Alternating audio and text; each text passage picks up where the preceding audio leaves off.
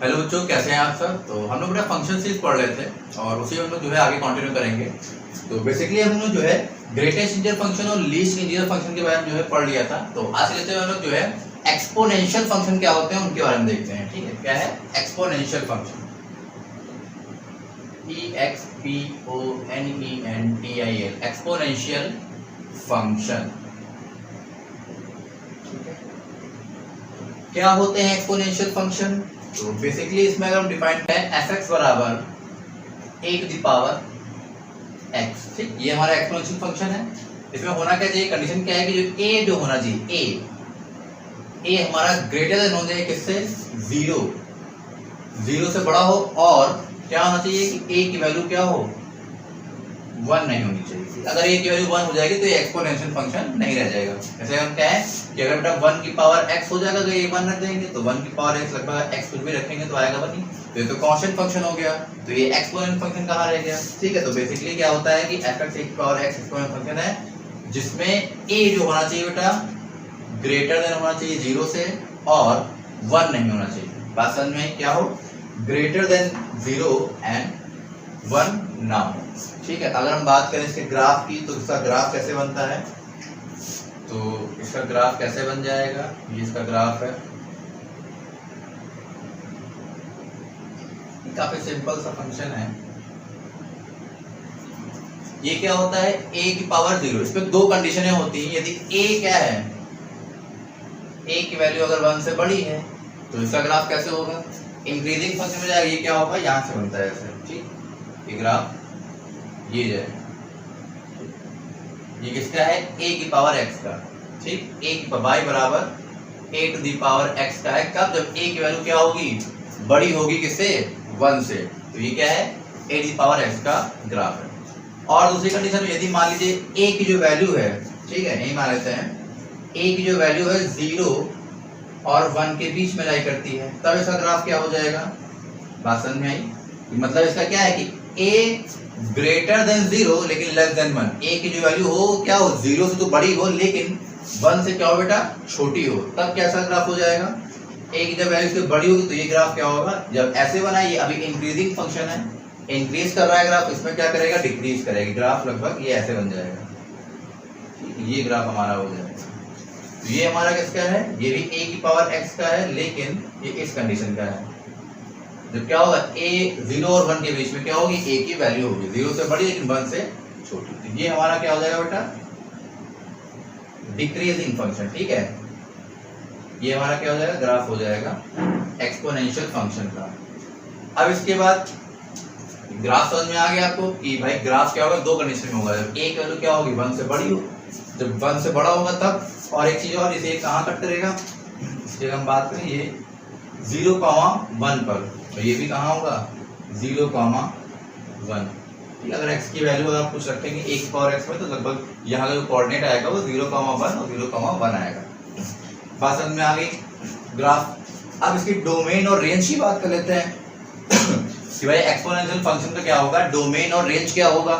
ठीक है, तो चलिए कुछ एग्जांपल देखते हैं। ठीक है, इससे आप नोट कर लीजिएगा। इतनी बात समझ में आ गई कि इसका रेंज, सॉरी इसका जो ग्राफ कैसे बनेगा, ये क्या होगा जब a की वैल्यू बड़ी होगी 1 से, ठीक है इंक्रीजिंग फंक्शन में, और जब a की वैल्यू क्या होगी 0 से बड़ी होगी लेकिन 1 से छोटी होगी, ठीक तब क्या होगा, ये हमारा डिक्रीजिंग फंक्शन में ग्राफ बन जाएगा। इतनी बात समझ में आ गई, इसे नोट कर लीजिएगा।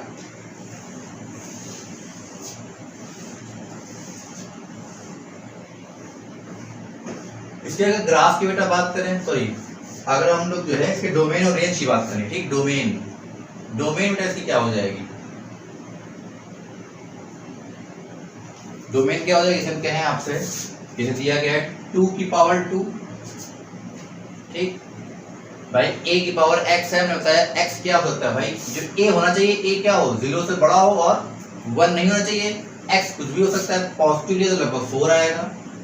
2 की पावर -1 ले लें, कितना आ जाएगा 1/2 आ जाएगा। 2 की पावर 0 अगर हमने कह दिया तो 2 की पावर 0 1 हो जाएगा। 2 की पावर अगर हम -3 ले लें तो कितना आ जाएगा, ये 1/8 आ जाएगा। ठीक, यहाँ पर पॉजिटिव है ले ली, नेगेटिव भी ले ली, 0 भी ले ली, लेकिन रिजल्ट क्या है, रिजल्ट में बेटा क्या है, ये सारे पॉजिटिव आ रहे हैं भाई। ठीक, रिजल्ट में क्या है, ये सब क्या है पॉजिटिव है। 4 1/2 1 और 1/8। मतलब कि भाई इसका जो डोमेन है, डोमेन क्या हो जाएगा, डोमेन तो इसके किसी बीच में लाई करेगा, -∞ से +∞ के बीच में आएगा डोमेन। भाई डोमेन कुछ भी हो सकता है, लेकिन रेंज क्या होगी, रेंज की बेटा अगर हम बात करें तो रेंज इसकी क्या हो जाएगी, जो रेंज इसकी होगी वो क्या होगी 0, मतलब पॉजिटिव नंबर्स ही होंगे। क्योंकि देखिए अब 4 1/2 1 1/8 आ रहा है, मतलब कोई भी ले लें 2 -1 0 या -3 या कोई भी नेगेटिव पॉजिटिव या 0 ही इवन ले लें, तो क्या आ रही है, जो हमारी रेंज आएगी वो हमें क्या 0 से इन्फिनिटी, मतलब पॉजिटिव इंटीजर से या पॉजिटिव नंबर ही आएंगे। तो ये हमारी बेटा क्या होगी, इसकी डोमेन और रेंज हो जाएगी। तो यही हमारा क्या है, एक्सपोनेंशियल फंक्शन। बात समझ में आई। अच्छा एक चीज और इसमें आपको बता दें, ठीक है, जैसे अगर हम आपसे कहें, इसे रफ कर देते हैं, इसे नोट कर लीजिएगा।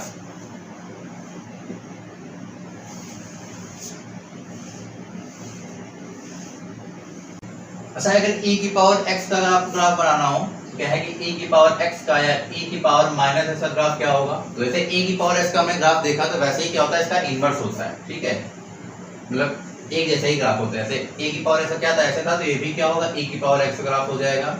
ठीक, अगर e की पावर माइनस x ग्राफ कैसे होगा, वो क्या हो जाएगा, इधर चला जाएगा, ये हमारा e की power x minus x graph हो जाएगा। ये कैसे हो जाएगा, ये क्या है, e की पावर माइनस x। e जानते हैं ना आप, एक्सपोनेंट होता है, इसकी वैल्यू क्या होती है बेटा, अगर e की वैल्यू की बात करें तो e की जो वैल्यू होती है वो होती है 2.71828। ठीक है, ऐसे ही नंबर क्या होता है, रिपीट होता रहता है। किसकी वैल्यू होती है, e की वैल्यू होती है 2.71828।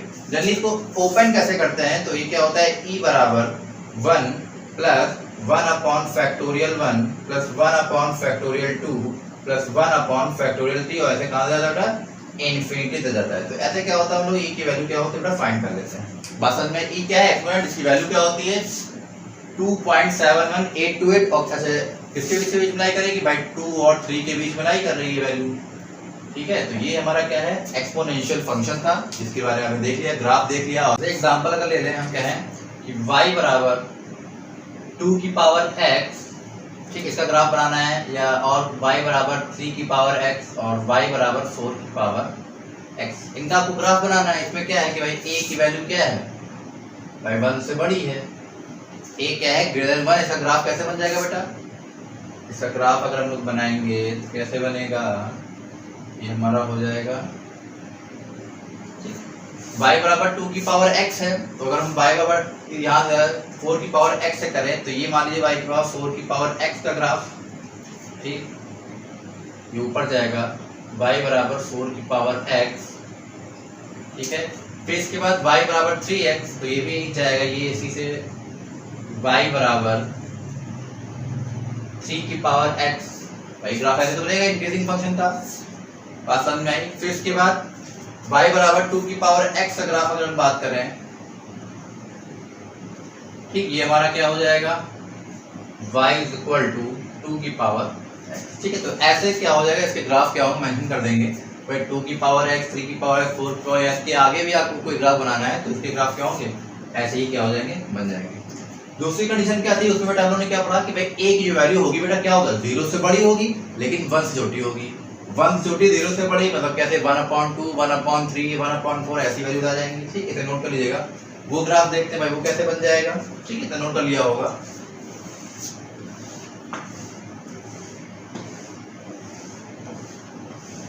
उसमें बेटा क्या करना है, जैसे हमने कहा कि भाई a की वैल्यू क्या होगी बेटा, 0 और 1 के बीच में है। 0 और 1 के बीच में मतलब क्या होगा कि y की वैल्यू क्या है, 1/2 की पावर x, y बराबर 1/3 की पावर x, या y बराबर 1/4 की पावर x। ठीक, इसको बेटा ग्राफ में मेंशन करना है। इसमें क्या है भाई, डिक्रीजिंग फंक्शन वाला ग्राफ बनेगा, बताया था हमने। ये ग्राफ हम लोगों ने ऐसे मेंशन करेंगे। ठीक है, अब इसमें ग्राफ बनाना है तो कैसे, ऐसे ग्राफ बनता था। ठीक है, तो इसमें देखते हैं कि मैं कैसे बन जाएगा। ठीक, इसमें कह रहे y की पावर भाई ऊपर जाएगा ना, ये 1/4x, y बराबर 1/4 क्या 4x, ये हमारा हो जाएगा। 1/3 का x वो कैसे बनेगा, वो हमारा हो जाएगा ये हो जाएगा, ये किसका है, y बराबर 1/3 होल एक्स, पसंद में आई। फिर इसके बाद y बराबर 1/2 का x, ये हमारा हो जाएगा y बराबर 1/2 की पावर x, पसंद में इक्वेशन में आ गई। तो ये हमारा क्या हो गया, ये हमारे ग्राफ बन जाएगा कब, जब वैल्यू क्या होगी बेटा, a की वैल्यू 0 से बड़ी या 1 से छोटी होगी। ठीक, तो ये क्या है, a की पावर x फंक्शन के ही क्या है, एक्सपोनेंशियल फंक्शन के ही क्या है एग्जांपल्स हैं, ग्राफ क्या हो जाएगा, ऐसे ही हम लोग जो है बनाने होंगे। लॉगरिथमिक फंक्शन बेटा अगर बात करें तो ये क्या होता है बेटा, लॉगरिथमिक फंक्शन क्या होता है, जैसे एक्सपोनेंशियल हमने फंक्शन पढ़ा और लॉगरिथमिक फंक्शन, ये दोनों क्या होते हैं बेटा, एक दूसरे के इनवर्स होते हैं। इसमें भी क्या होता है कि यदि कोई फंक्शन दिया गया है, fx फंक्शन है, fx फंक्शन बराबर log a x, ठीक बेटा, इसमें ये पता है ना ये क्या होता है, इसको बेस बोलते हैं। ठीक, साउंड वाला बेस नहीं है, ठीक है, ये बेस है। इसको हम लोग बेटा x को क्या बोलते हैं, इसको आर्ग्यूमेंट बोलते हैं। क्या बोलते हैं, आर्ग्यूमेंट। ये बेस है और ये आर्ग्यूमेंट है। हमने बताया क्या होते हैं, एक दूसरे के इनवर्स होते हैं। बात समझ में, अगर log ax दिया गया है, मतलब x बराबर a की पावर y, ठीक, y बराबर fx बराबर है, fx y होता है। बात समझ में, ये क्या है, fx बराबर log x या y बराबर log x दिया गया, तो ये एक दूसरे क्या होते हैं, इनवर्स होते हैं। इतनी बात समझ में आ गई। इसमें भी कंडीशन क्या होती है बेटा, हमने बताया ये क्या होता है, इनवर्स होते हैं। इसमें भी कंडीशन क्या होती है, जो a वैल्यू होगी, a क्या होगा बेटा, 0 से बड़ा होगा, a की वैल्यू क्या होगी, पॉजिटिव होगी, मतलब 0 से बड़ी होगी। दूसरा क्या होता है, जो a की वैल्यू जो होगी बेटा वो 1 नहीं होगी, a क्या होगा, 1 नहीं होगा और a की वैल्यू 0 से बड़ी होगी। एक और इसमें जो x है बेटा, x क्या होगा, x कभी भी क्या होगा, 1 नहीं होगा। बात समझ में आ गई, क्या होगा, a की वैल्यू हमेशा 0 से बड़ी होगी, पॉजिटिव होगी, a की वैल्यू कभी 1 नहीं होगा और x भी क्या होगा, कभी 1 नहीं होगा। तो ये हमारा क्या होता है बेटा, लॉगरिथमिक फंक्शन। एक बार देख लेते हैं, fx बराबर log x दिया गया है, जिसमें ये आर्गुमेंट होता है, ये बेस होता है। हमने बताया ये क्या होता है बेटा, एक इनवर्स फंक्शन होता है एक्सपोनेंट का। log ax है तो x बराबर 1 पावर y और log x क्या होते हैं, इनवर्स होते हैं एक दूसरे के। जिसमें क्या होता है ना, बताया जो a वैल्यू है बेटा, a हमेशा पॉजिटिव होगी, 0 से बड़ी होगी, a क्या होगा, 1 नहीं होगा कभी, और x की वैल्यू क्या होगी, 1 नहीं होगी। इतनी आसान में आ गई। तो ये हमारा क्या था, यही हमारा लॉगरिथमिक फंक्शन होता है। ग्राफ की अगर बात कर ले तो इसका ग्राफ बेटा कैसे बनता है, लॉग का जो ग्राफ होगा वो बेटा हमारा ऐसे बनता है। ठीक, इसमें दो कंडीशन है, कब, जब a क्या है बेटा, वैल्यू a 1 से बड़ी होगी, जब वैल्यू 1 से बड़ी होगी तो ग्राफ जो होगा ऐसे बनेगा। ठीक, ये हमारा क्या है कि log 1 और x मतलब 1 है ना, y बराबर इस फंक्शन log x का जो ग्राफ होगा वो हमारा क्या होगा, ऐसे बढ़ेगा। ठीक है, ये हमारा क्या है, a की वैल्यू क्या होगी जब 1 से बड़ी होगी, तो ग्राफ हमारा क्या बनेगा, ऐसे बनेगा। कहाँ कट करेगा बेटा, ये इसको याद रखिएगा, एक्सपोनेंट में 0,1 था, यहाँ 1,0 होगा, क्योंकि जब x की वैल्यू रखोगे तो ये 1 आएगा और ये क्या आएगा, 0 आ जाएगा। इतनी बात समझ में आ गई।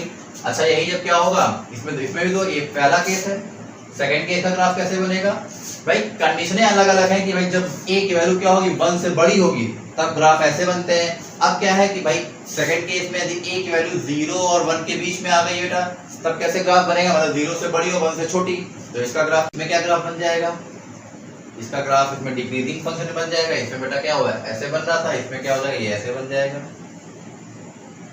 ठीक, ये हमारा ये भी क्या है, fx बराबर log बेस ax। ठीक है, ये हमारा क्या है, डिक्रीजिंग फंक्शन का ग्राफ बन जाएगा। कहाँ कट करेगा, हमें पता है 1,0 पर। ठीक, तो ये हमारे क्या है, ग्राफ बन जाएंगे। इसमें क्या है, y बराबर log x है। ठीक, यहाँ भी fx कर लें ऐसे।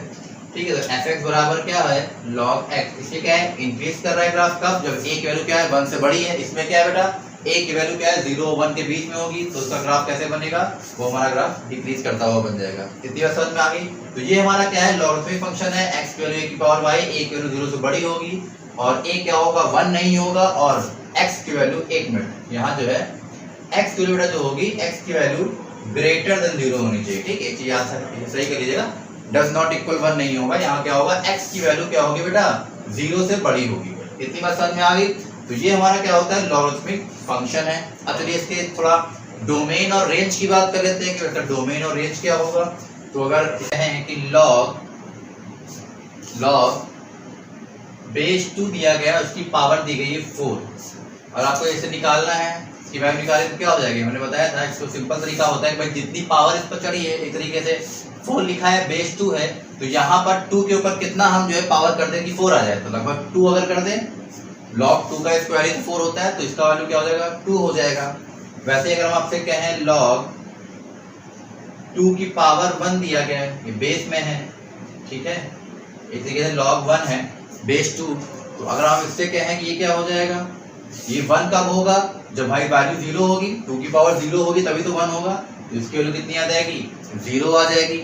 इतनी बात समझ में आ गई। अच्छा, इसको पढ़ते कैसे हो मालूम है ना, कि भाई कहेंगे log x with base a, ठीक, log x है, पढ़ेंगे क्या, log x विद बेस है। अब यहाँ e बेस है, a बेस है, जो भी बेस होगा उस हिसाब से क्या कर लेंगे, इसको रीड करेंगे। अच्छा, इतनी बात समझ में आ गई। अब अगर हम उससे कहें log बेस 2 और इसकी पावर मान ली दी गई है 1/2, मतलब बेस 2 और 1/2 दिया गया log, देन इसका क्या हो जाएगा, अब भाई 2 की पावर कितनी होनी चाहिए कि 1/2 आ जाए, -1, भाई 2 की पावर -1 होगा तभी तो 1/2 आएगा। इतनी बात समझ में आ गई। तो एक तरीके से आप देख रहे हैं कि यहाँ पर क्या है कि log 4 किया, 1 किया, 1/2 किया, तो वैल्यू क्या आ रही है, 2 भी आई, 0 भी आई और -1 भी आई, मतलब नेगेटिव भी आ रही, 0 भी आ रही और 2 भी आ रही।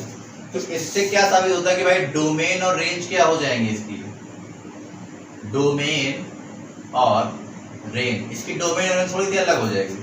भाई एक्सपोनेंशियल फंक्शन पढ़ा था तो उसमें उसकी डोमेन क्या थी, भाई सारे set of all real number से -∞ से +∞, लेकिन यहाँ पर set of all real number से होंगे। यहाँ क्या होगा, यहाँ जो इसकी डोमेन होगी क्या होगी बेटा, 0 से इन्फिनिटी, 0,∞ क्या होगी, इसकी डोमेन हो जाएगी, सब पॉजिटिव होंगे, ठीक है, 0,∞। रेंज क्या हो जाएगी, रेंज हमारी यहाँ पर हो जाएगी -∞ से +∞। भाई माइनस प्लस 0 सभी वैल्यूज आ रही हैं, तो इसका मतलब रेंज जो हो जाएगी वो -∞ +∞, लेकिन डोमेन बेटा क्या होगी, वो 4, 1, 2 मतलब पॉजिटिव है, 0 से इन्फिनिटी, मतलब इस तरीके से क्या डोमेन क्या होगी बेटा, पॉजिटिव आएगी। तो इतनी बात समझ में आ गई। तो ये हमारे क्या थे, लॉगरिथमिक फंक्शन था, इसकी डोमेन हो गई, रेंज क्या है वो बदल गई, ठीक। अब हम लोग जो है लॉगरिथम की बहुत सी प्रॉपर्टीज हैं, उनके बारे में थोड़ा देख लेते हैं कि कौन कौन सी प्रॉपर्टीज आती है ना, 8-10 प्रॉपर्टीज हैं, उनके बारे में थोड़ा जान लेते हैं, इतना नोट कर लीजिएगा।